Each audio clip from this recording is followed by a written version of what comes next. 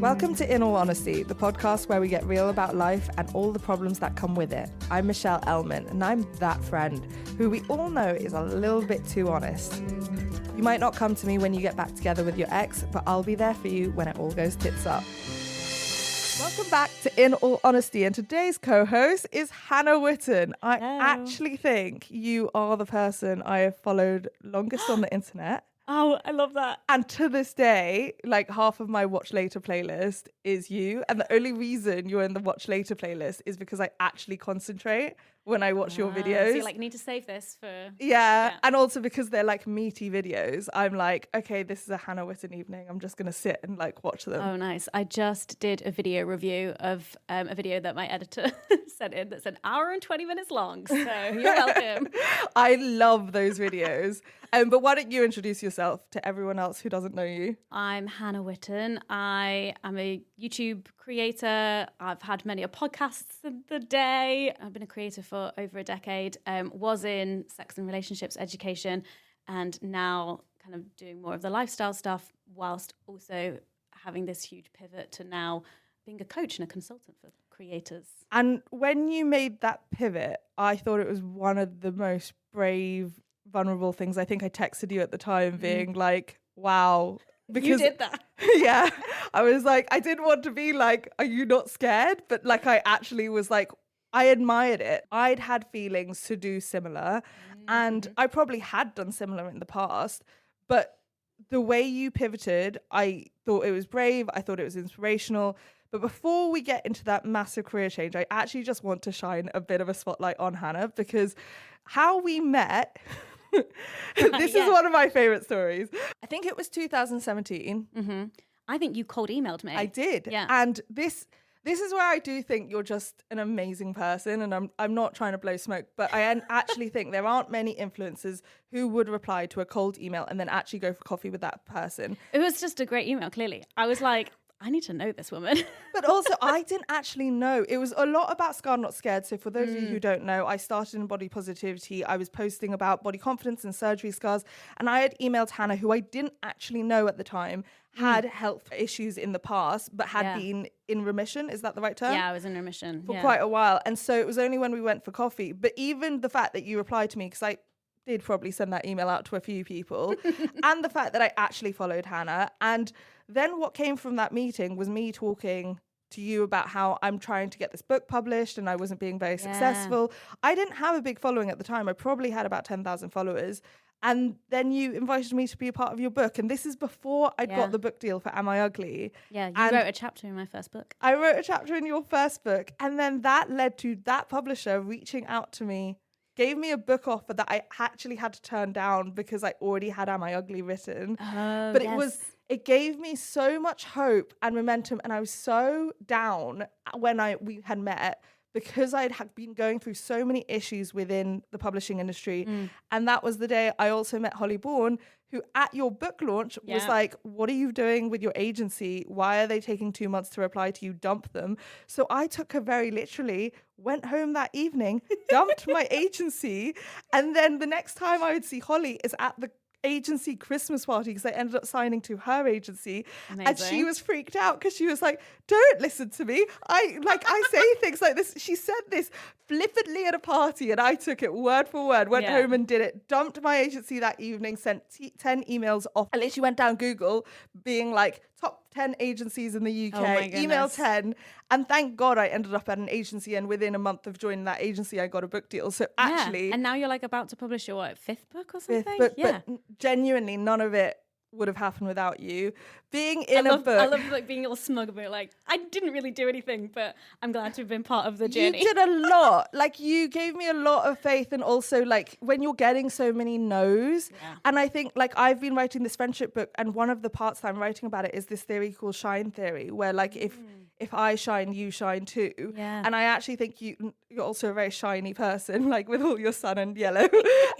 But I do think you're one of those people where throughout the whole industry, you have always uplifted the people around you, which I think is why it really made sense to me that you're going into the coaching, you're going into more of the behind the scenes of the social media and trying to help those who want to become an influencer. Because to be honest, you've always been doing that. You kind of did it for me. I wouldn't be where I was today without women like you. And I think that's one of the reasons why for me it was so clear that that's what I wanted to do next. Was because when I was like looking at my whole career and thinking about like when are the moments that I get like really fired up and really excited, it is when I'm having conversations with other creators and like picking apart their business, and they're like, oh, I've got this dilemma and I'm trying to figure out like what to do, like XYZ. I remember like talking with you at like the women's prize party, and you were like, what do I do with my like newsletter? And like, and there was just like, I'm like, yeah, let's get our teeth stuck But also into Hannah it. was like, you're doing too much. Yeah. Do less. And then you ended up doing nothing.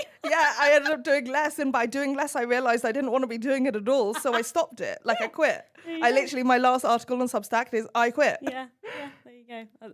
Maybe I played a role in that. But it's great conversations like that. But also I remember you host a lot of like networking events. Like you were trying your feet with that. And was pre-pandemic, baby, though.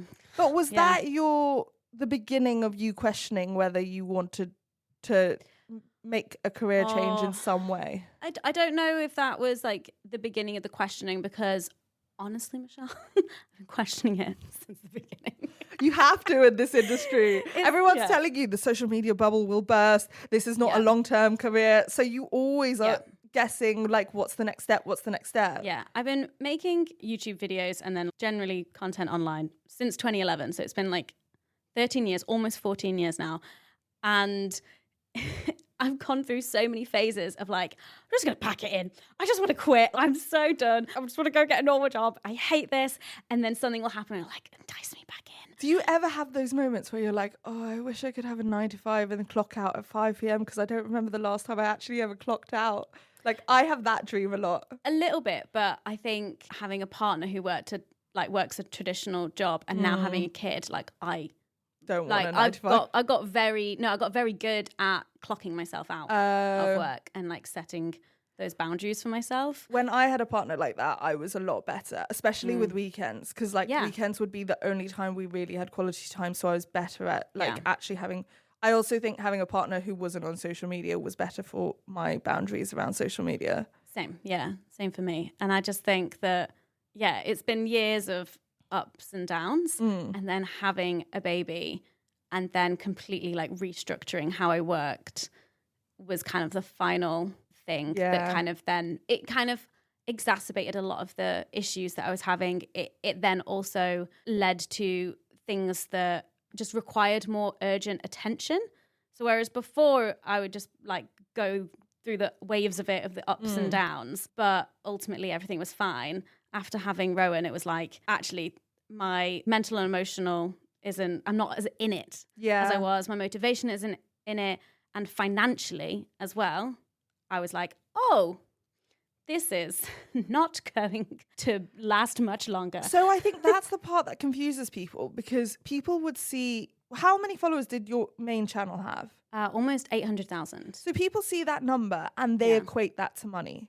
I think that obviously I know from being in the industry, you were making sex education content. Yeah. That will affect your AdSense. Yeah. That affects your ability to do brand deals and all of that. But we still have this very narrow mindset of big follower count means big income. No. And so a lot of people would have thought by you turning your back on that or like stopping posting on that channel, that actually was the more financially risky move. It was because a lot of my overheads had increased as well. So there was like a calculation that I had to do in terms of like, oh, okay, if I'm going to stop making the sex ed videos, so like one YouTube channel, just going to completely stop uploading on, and doing it podcast, so like the sex ed podcast, I was like, getting rid of like some big chunks of my portfolio. Yeah. I had to like figure out, okay, how much money does that mean I'm going to be losing?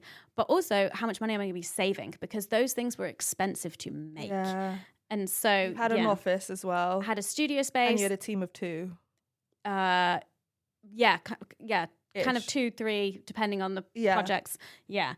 So there were a lot of overheads that I managed to cut down on from making that move. Because it's interesting, when I asked my followers for questions, the main thing was when you make a career shift, you almost have to accept a loss in income. Yeah, which I have as well, but I'd already had an even more significant loss of income after I had my baby. And that's kind of something that isn't really spoken about, how when you're a freelancer especially, so much of the work revolves around you working, that if you stop, income stops. I took 3 months off. I didn't post any YouTube videos or podcasts for 3 months. And that's long for our industry. That is a long time. Yeah. I mean, ideally you'd have 6 months, because even 3 months is very short. Yeah, I would have wanted 6 months, but when I was looking at other creators who are mums and seeing the amount of time that they'd taken off, because, you know, there's no blueprint, like no one tells you how to do things, and you're freelance, you're self-employed, there is no business without you. And so I was like, okay, I've seen some creators take 3 days mat leave, and then the maximum I'd seen people take was 3 months. So in my head I was like, okay, I can take 3 months off and everything will be fine. 3 days. Can you imagine being literally vulnerable? watched a video of a creator like holding her newborn baby, being like, just had a baby 3 days ago, and like making a YouTube video. I was like, that I could never. No, I mean, they must have an editor behind the scenes, because I can't imagine sitting at my computer editing a vlog like while being sleep deprived, full of hormones coming out, all of it, like leaking. Having a baby is a huge part of it. Yeah. But also, do you think the pandemic affected your mindset around all of this? Like, there was so much time in the pandemic where we were like reflecting, and we almost like, I don't know, unconsciously had the time to assess our lives. I don't know, because I got pregnant towards the end of lockdowns. Okay. And so really it was like, oh, everyone's like getting back into things. And I was like, I am retreating into my pregnancy baby hole. And then really the kind of big reflections happened after I got back to work, just because I was taking that 3 months off, and then I went back to work part-time. I was only doing half days. Yeah. And we were putting out the same amount of content, and I'd hired a new person onto the team to help take a lot off of my plate during mat leave and during me like transitioning back to work in this part-time basis. So obviously my expenses had gone up massively. And then I got back to work. I was working half the amount of time, massively sleep deprived, and still putting out 2 videos and a podcast every week. We are such different people. Anytime I hear you talk about this kind of stuff, I'm like, I just, the idea of it is already like, you can see it on my face. I'm like, Jesus, I look back on it stressful. and I'm like, what was I doing? And I didn't really feel it at the time. But I was like, something had to have suffered. And reflecting on it now, what had really suffered was, I think, the quality-ish of the content, but also my connection to it and my like investment, my emotional investment in it, because I'd outsourced so much. Other people were writing scripts for me. Other people were editing it. Other people were producing it. I kind of just like came in, approved scripts, gave edit notes, and talked to the camera. And so there was like that emotional distance that I'd created by outsourcing so much. Yeah. And then my interest in the videos and my interest in the topics was kind of like slowly waning over time. But I also think following you around that time, it seemed like you were doing more passion projects. Like, they weren't videos that were like necessarily going to perform well on YouTube. Yeah. But actually, as a follower, a lot of the videos look like you just thought it would be fun. So that's what happened. I love that. But like, obviously that's not what the algorithm loves. Exactly. And that's kind of what happened the following year. So we kind of had that situation where I was working half days up until the end of the year. And then I came into that new year last year being like, okay, something needs to change because I will run out of money at some point. But I was like, but we're not there yet. We're still able to like take some risks and kind of see what we can make of this. And so I called last year my go big or go home year, which is where all of these like videos. You know which one's coming to mind? The one where you go into the back room of a sex museum? Is it? Oh, we went to like the Bishopsgate and archive. You're going through the shelves. It was a fascinating video. It's not going to perform well because it's like 40 minutes long or an not. hour even. Yeah. But like the nerds loved it though. The comments were incredible, but yeah, it didn't perform very well. I wouldn't even identify as a nerd. I loved it. Like I watched the whole video. I remember I was in the middle of cooking. I stopped cooking and I just started watching it. It was like, okay, I love wow. that, yeah. Like, but it kind of breaks my heart whenever a creator does that, because I was like, you can tell it's bringing you joy. Yeah. I wish this is the kind of stuff that the algorithm would push, because actually there are so many people who would love this kind of content, but in order to enjoy it, they have to already be invested in you, and that it's like bringing you joy and all of that. And I just think that's where sometimes the whole industry is moving towards more like clickbait, short attention span, or the other way, which is like fan-funded content. So like I wouldn't have been able to survive as long as I had with making YouTube videos, especially sex and relationships ones, because of the AdSense that I would get on them wouldn't even pay for my editor. But it's things like Patreon and like things like that, it's just that is kind of what helped to fund most of it. But so last year we just like went through all of these like video ideas that were like these big things that were like just a bit more ambitious to make and would take longer to make, involved more people. So again, cost more money. But they were just like the ones that I was like, you're I want quite to do good it. about paying anyone who's involved. And that's probably not something you say publicly, but I know, having worked with you, that you are so good about that. Yeah. And I think that's not something that is normalized in our industry. I'd already run out of steam. I like started that year being like, we're going to do this one and we're going to do this video and it's going to be great. And then I was like, oh God. Yeah. I'm like, I'm done. And actually I had some coaching. So I'd seen a coach before when I was pregnant, when I was trying to figure out, I was like, what do I even want to do for my maternity leave? How do I want to navigate this? And so I'd spoken to a coach and she really helped me figure out my whole like 3-month plan situation. And so I went back to her again and was like, something needs to change because I'm running out of steam and I'm running out of money. And it was through conversations with her, but then also just like a lot of How did you find your career coach? Really randomly, I was doing some work for Ali Abdul with his part-time YouTuber Academy course. When there was a live cohort, there would be like groups of different creators, like people who are paid to be on the course to like learn how to make YouTube videos. And there would be like house captains and who are established YouTubers who basically would host like weekly group or monthly group sessions with them to kind of like hold everyone accountable, like answer questions. That sounds so up your street. I loved it. And she was one of the participants because, she is a like doctorate PhD in creativity, also a career coach, a creative coach.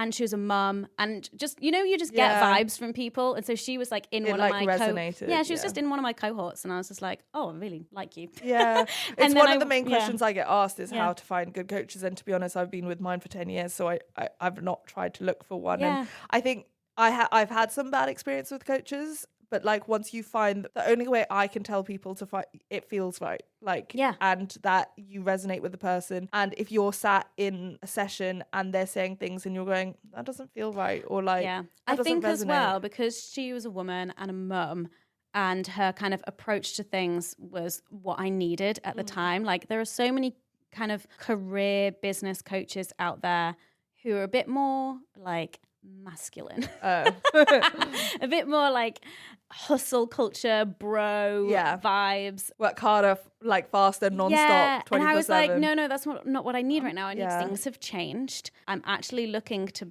possibly downsize, and I need someone to take all of this on, not like I'm a failure. And actually that it's still a form of growth. And I trusted her with that. As a coach, my thing would be, if I was coaching someone through career, I would look at what your values are, what your priorities are. Was that the kind of thing that she was doing? Yeah, we kind of took a look at a lot of the projects that I was doing, like every single like thing, like the 2 YouTube channels, podcast, my Patreon, newsletter, social media, like, and then potential future ideas for things. And then, looked at kind of what my values were in terms of like my decision-making criteria of like what was important to me, of like the costs of something and the benefits of doing something. And then literally like we gave things numbers and... So at this point, you know what you're doing right now doesn't work. Yeah. But you don't actually know what you want to do next. Yeah. And that took, what, a few months to figure out? Yeah. And have you completely figured it out yet? Or is it still like figuring it out? well, I made a huge decision, so I'd figured out some of it. I'd figured like the kind of answer that eventually came from me, and like literally I remember it like settling on me during like a peer coaching session with two of my friends. I kind of like presented them with my predicament, and they weren't allowed to give me any advice, and they just had to ask me questions for like 20 minutes straight, just like probing me. And it just got to the point where like I'd answered my own question. I was like, oh, I think I need to do this. And it was amazing. And so once I'd kind of realized, this all through your career coach? No, this was just like me and two friends getting together and having like a day where we called it our like sorting our shit out day. Yeah. And so we all kind of like. But how did you come up with that exercise of they're not allowed to comment or anything, just could only ask questions? One of my friends who was there, Taha, he was like, oh, I think actually he'd done it with Ali. And so, we each kind of like present what our dilemma or thing that we want to work through is. And then the other two people aren't allowed to give advice and they can only ask questions. That's a great exercise. It's an amazing exercise and anyone can do it. Really great. Yeah. And also it should always be with people you trust, I would say. Yes. And that who aren't going to then suddenly go into, because it's very vulnerable as well. It's so vulnerable, yeah. That exercise, that it has to be with people you trust and who will actually abide by the rules as well. Because if they ask good questions, and also it can be useful if they understand the industry or whatever the predicament is, because then their questions can be quite specific. Yeah. And yeah, it was very revealing. And what it ultimately revealed to me was that I wanted to stop the sex ed work. I think you've always been quite intuitive around, because I just had a flashback as you were talking of one of the networking events you held. Your biggest dilemma going into that was whether to start a second channel. And I remember me saying, bad idea, too much work, don't do it. Like, and I probably didn't say it like that, but I was on this side of like, we had debated it as a room or whatever. Yeah. It was at your flat. And I was like, no, I wouldn't. Like, I was like, it doesn't perform well. It's so much work. Oh, was this the one that I hosted at my flat? Yeah. Yes. Okay, yeah. And I was so on the camp. The moment you started your second channel, I was like, I was so wrong. Like, this is such a different Good job side. I didn't listen to you. No, 100%. But like, this is where I wasn't trying to be a life coach. I was 100% just as a person in the industry, had seen people start a second channel and just get burnt out by it. Honestly, great decision passed me, because having the second channel and being able to separate, okay, this channel is only sex and relationship stuff. This channel is going to be lifestyle and whatever the hell I want to make. It was amazing for my organization and just like separating things mentally in my head at the time. It was amazing. But then 4 years later, when it then came to quitting sex ed, I already had this very healthy lifestyle channel with an audience ready to go. Also, the reason why I said that at the time, I actually think is because I didn't know this other side of you until you started that second channel. Obviously, I knew you as a human, but like, and I knew you were very organized. I could tell that every time you spoke about having your teas, because as I said, like some of the Excel spreadsheets you talk about were like, I'm like, oh my God, that's my idea of hell. I can't. If our brains could be like more, I just don't think they could be more different. Like, I am the definition of a creative, airy, fairy, flowy, like, we'll see if an idea drops into my lap. I am so, like, I just go with things. I love that. And you're not. You're very organized, structured. How you manage your team is amazing. Like, and actually one of the conversations we had at the Women's Prize Party was you were like, you can have systems in place. And I just went, I'm not sure I want them. You don't want the systems. But the thing is it's not for everyone. What I didn't know is that you have this almost like secondary area of content that's like organization, finances, all this stuff I'm not good at. And I learned so much from that second channel that actually it is two completely different audiences. Yeah. I think where I was coming from when I said it was actually at that point, so many people were burning out. Yeah. And I was like, running a second channel is a really big thing. Little did I know 2 years later, I'd start running my TikTok. And my TikTok basically is the amount of time of a second channel. Yeah. There are days I post 12 TikToks in a day. Like, it's tiring. Yeah, I have no idea how you do that. but I'm not running a YouTube account and I'm not running a second YouTube account. Yeah. So actually, I think it was more a reflection of the industry that I'd said that to you. Yeah. But I was wrong. But there wasn't... I'll fully put my hands up. I was so wrong.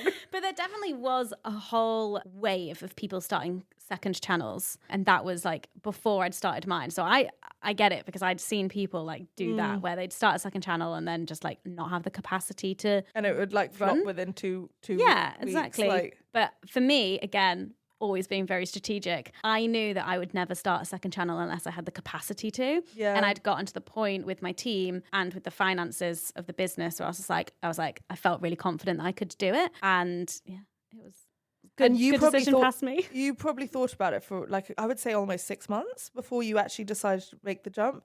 For the channel? Yeah, the second channel. Yeah, I can't remember when those conversations happened, actually. So long ago. But I would have definitely I would have definitely done a lot of planning. How long we've known each other. But we've actually known each other quite a while now. Yeah. Quitting the sex ed stuff, that decision came to me, and like that session that I had with my friends was early July. And then I had like sat with it, thought about it for a good amount of time, and then started making a plan. And then I didn't tell my team until I really had a plan until early September. And then, so that's already like 2 months of me knowing and me like figuring things out, then telling my team what was going to happen. And then between September and the end of the year was when we then planned and then executed. So I asked my followers for a bunch of questions about going through big career changes, pivots in their career, or even just being in that phase that you spoke about of knowing you're not at the right point, but not knowing the next point. Yeah. So the first question is, what were the fears you had about doing it, making that jump? Money, losing income, even though I'd already lost lots. So it was kind of like always worrying about that. A big loss of identity of like having... being the person who was like the sex one, making sex ed content for years, and then being like, nope, I'm done. And so being like, okay, who am I then? Like, and I will say like this year, it has been harder when people have been like, oh, what do you do? And I'm like, oh, I make YouTube videos. And they're like, what about? And I'm like, lifestyle. It's not as interesting as me being like, sex ed. Well, if I had to define you, not that that's a great thing to do. Anyway, I would actually say it's more around the insight of the creator industry. Like, do you get what I mean? Yeah. Well, do you know what? That's some of the feedback that I've gotten as well, is that kind of like I sit in the lifestyle space. Plus, I'll give like a little sneak peek behind the curtain and the behind the scenes of the creator industry and what it's like to be an influencer. Finances, the organization, lifestyle. That can be my USP. Broad, where like so broad, and also lifestyle means such different things to different people. I actually only discovered I was a lifestyle creator like 2 weeks ago when I went to Meta and they listed all the like lifestyle pillars, and I was like, oh, I'm a lifestyle creator. Didn't know that. There you go. Welcome. So how do you handle the uncertainty of not knowing the answers, and how do you sink into the ability to like trust that they will come at some point? I just remember feeling very untethered, and I remember just feeling very, like, in my desperation of like feeling very lost, I would look in all different places. So obviously I spoke to my career coach, I spoke to friends, peers, colleagues, my partner, my family. I was just drawn to stories of YouTubers quitting, moving on, like, you know, just like absorbing and reading information. There was like a podcast that I was binging that was called Should I Quit? That's a sign. There was about all sorts of different things. It was like, should I quit? I don't know whether you're on the fence. Yeah. Oh, my favorite podcast right now is Should I Quit? But it was all about like personal and work and like, so, you know, I was seeking out all this stuff. So that's kind of what my strategy was just kind of like, I was in data gathering mode of like, I just need as many opinions, insights, and I had a tarot reading, like literally anything. I was just like, you know what? To me, that like the word that comes to mind is curiosity. You were just curious about everything. Yeah, and it wasn't just about like what other people would say. Like I wasn't necessarily looking for their advice and opinions. It was more like I was more trying to tune into my reaction to things. So for me, it was like, it was really telling that I couldn't get enough of this podcast. It wasn't that I was looking for answers on the podcast. It was more like reassurance. It sparked your intrigue. I keep saying that during that time, there were so many signs. But the way that I believe in signs is that like, it's not a like, oh my God, it was a sign and it came out of nowhere. It's like, no, if you are subconsciously thinking about something, you will notice the signs. 100%. And also that like, if you're sitting on your ass and doing nothing about it, a sign's not going to drop in your lap. Yeah. Whereas I was like, I was searching. I was in explore data gathering mode. That's how I handled that. There's a certain time. I think it's a biblical quote where go on. where it's about God, but I believe in the universe and not God. Of like, God sends you a ship and you're like, no, I'm waiting for God, and like God sends you an airplane and like it's like, no, I'm waiting for God, and like all of those were God. Like, but like I don't believe in God, but I believe like that's actually how signs work. Of like, if you're looking for someone to literally hand deliver you the perfect job, it's not going to happen. No. But every so often you will have drops and clues and hints along the way that you just need to pay attention to. Yeah. And I found myself just like really paying attention to the things that I noticed. And then the kind of like second half of that question was about like when you're kind of like settling in it, journaling. Just a lot of like, once I'd figured things out, it was like asking myself those questions of like, okay, well, what if this happens? What if this happens? And kind of planning it out. I did a lot of like financial forecasting as well of like, okay, what if I do a huge downsize? What if I do a medium-sized downsize? What if I do a small downsize? And just like doing loads of financial projections. Another thing I tell people to do is if you don't have the answers, write down what you do know. Like, because you always know something, even if you know that you don't want to do something, that's one thing you do know. And actually, when you are insecure in the like uncertainty and feeling like very shaken up by that, actually just write down a list of things you do know. And that can be something that's reassuring, and at least like there are some constants and stability in your life. Yeah. Was it that you felt that you had said all you needed to say in sex education? I felt that way in body positivity. That's why I stopped posting it after 4 years, because I was like, I've said everything, and I could keep making. I think there's something about career satisfaction. It wasn't satisfying to say the same things over and over again. Yeah, I was getting bored of myself, and I just felt ready to like pass the torch or baton or whatever relay. The other thing you've spoken about is having imposter syndrome. You actually spoke about it when it came to sex education, because you were saying how you wanted to get qualified, and like that was a time when you were questioning part of your career, and like you wanted to have some qualifications behind what you were saying, and you did end up going on to get qualifications around it. But now that you are moving careers, do you find there's an aspect of imposter syndrome coming back? Not really, because I'm kind of like very much at the beginning. So I'm very clear on like where I'm at in my new career with the coaching and the consulting. And my like position as somebody who like someone might want to hire and pay for my services is the 13, 14 years of knowledge and experience that I have. With the coaching, however, that's more the consulting, because that's kind of like actually where I'll have like expertise and advice and knowledge to share. With the coaching, that's something that kind of emerged throughout the consulting that I was doing of like, what you need here is actually more coaching. And actually I found myself coaching people a lot more than I was directly giving them advice. And so that was when I was like, actually I want to explore certification and qualifications here. But that it didn't come from a place of like imposter syndrome. It came more from this place of like, oh no, I want to learn more. I want, like, this is clearly something that my clients want and need. And so I want to improve my skills so I can like better serve them. I love that answer, because I actually hate the term imposter syndrome, because it's always only ever expected of women. Yeah. And I have been on so many panels where I keep being asked about imposter syndrome. How do you deal with imposter syndrome? You're like, I'm fine. At some point, you're like, if you keep asking me, it sounds like you're telling me I should have it, rather than go ask the man who's been working 10 years in an industry whether they have imposter syndrome. Because like, no, I don't have any, thanks. I'm qualified. I can give you my qualifications. Yeah. And I'm really trying to embrace the fact that like, if somebody wants to hire me, then I'm good for the job. And they have informed consent, and like, they're an adult. Enough. It's also that statistic around like men apply to jobs when they're 60%, 70% qualified. Women only apply when it's 100%. Yeah. The other question that my followers have asked is, do you think there's an element of privilege to be able to swap careers like that? 100%. And kind of like the privilege, I think, comes like in two different places. One is the fact that my husband, his salary has increased since mine has decreased, which is such a normal statistical phenomenon after like a man and a woman have a baby together. Time. Yeah. So whilst my business is an entire separate entity to our like combined personal income, it is reassuring that I can take risks like this because our personal income, whilst my business income very much gets affected, our personal income hasn't. I think that's with privilege allows you to take more risks because the risks aren't as risky, especially when it comes to your like lifestyle and actually being able to pay the bills.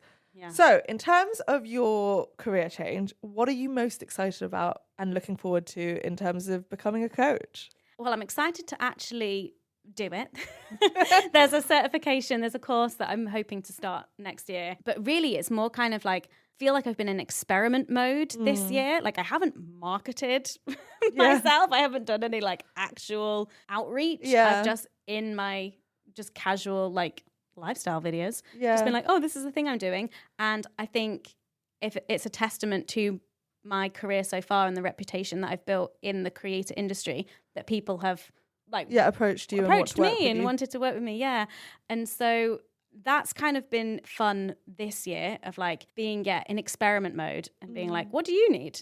Like how, and also thinking for myself of like, how do I want to work with people? And like, what kind of dynamics and like structures do I want in the way that I work with clients? Yeah. And so I now feel like I've got some answers to that, like after a whole year of doing it, and I'm ready to kind of formalize it a bit more next year. So like, you know, you couldn't go on my website all year and see like what my services are. You'd have to email me and we would chat. Yeah. But I feel like I'm getting there and I'm ready to be like, oh, I can actually like put something on my website.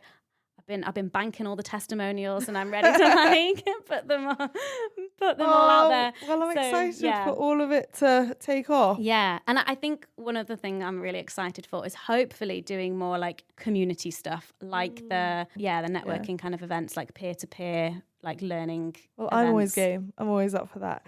Okay, so we end every episode with something we are learning at the moment. Is there something you're working on, something you're not sure about, but you're like pondering and thinking about, or something that's just been on your mind a lot?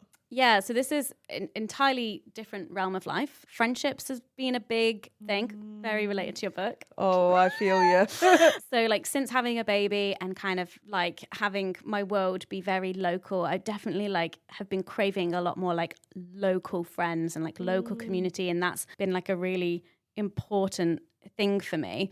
But it is hard because everybody is busy or, you know, it's just... Everyone's an hour away. Everything's planned 3 months ahead of time. Yeah, which isn't, like, that's fine for some friends that I have. Like, those are the relationships that we have. But in terms of, like, being a mum, I just want to, like, pop around to someone's house. I just, like, I need that local community. Like, I'm really craving it. And so me and my partner hosted our first, like, open house coffee morning recently. Oh, my God, that's so cute. Yeah, so we just sent the message out to, like, loads of our friends. And we're just like, this Sunday morning, like, open house, partners, kids welcome, like, come, like, we'll provide tea and coffee. And, yeah, loads of our, like, local family friends all came. That. All the kids were just like playing in Rowan's room and adults actually got to talk together, and we're going to host another one next month. And so hopefully it's going to become this like community hub. Like a regular thing that, and there's no pressure to like RSVP. Yeah. It's not like you have to come. It's like, no, it's just an open house. Just like show up. It's fine.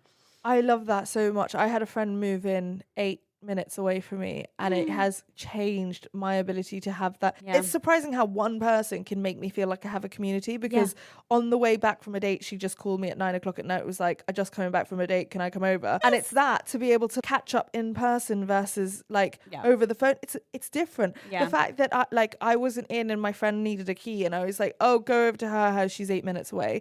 Like, it's so small. Or like when I'm leaving the country and I have leftover food, I drop it off. Or like I have leftovers, I'm like, you want to come over for dinner? It's without the planning, it's the spontaneity of it. There were so many elements of it where it's really changed my life. And actually I think it is this thing of, you can live in London and still be an hour and a half away from someone.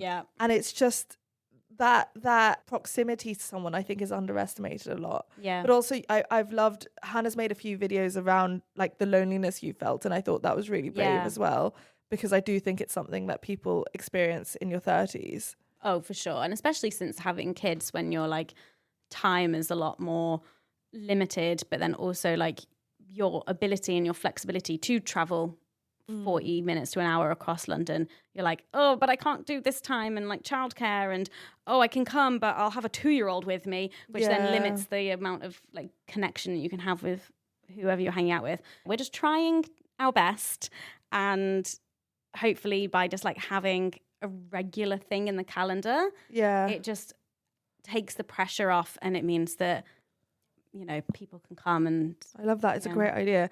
The thing I'm learning at the moment is that I've had a whole year of no answers and not really knowing the future, and my future being turned upside down. But what I've realized is what I'm starting to realize is that it actually opens you up to being more flexible and more spontaneous. Like having an open diary is always seen as like a bad thing, of like you're looking at the diary and it's daunting to be like, God, I have no plans for Christmas. But actually by having that space, you allow for things to drop in. And so many of the things that happened this year was me staring at the diary being like, all my weekends overnight freed up. And like, you know what it's like being in a long-term relationship. Like there were too many family things, like your sister's birthday, my sister's birthday, like, and before you know it, like the first 3 months this year, I didn't have a single weekend to myself. Yeah.